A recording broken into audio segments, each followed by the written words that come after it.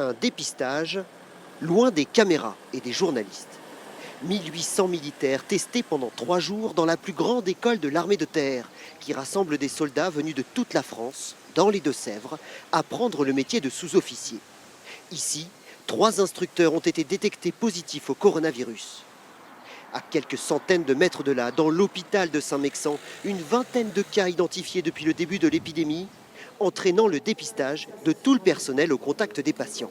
Moi, j'avais envie de me faire dépister parce que dans ma famille, enfin à la maison, j'ai des personnes qui sont à risque déjà pour ça.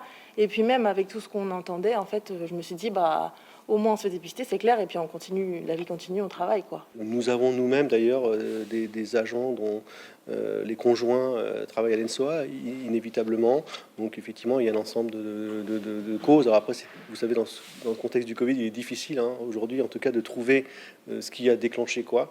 En tout cas, nous, effectivement, depuis le mois d'avril, nous avons un certain nombre de cas régulièrement. Et c'est ce qui, effectivement, nous met un peu sous tension quand même depuis pas mal de temps dans ce contexte.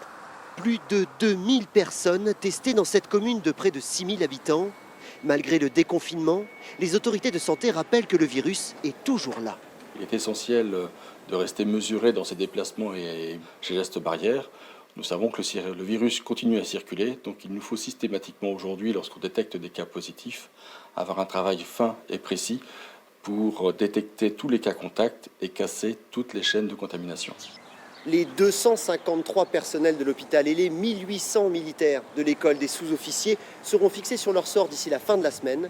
C'est la plus grosse opération de test jamais réalisée en Nouvelle-Aquitaine depuis le début de l'épidémie.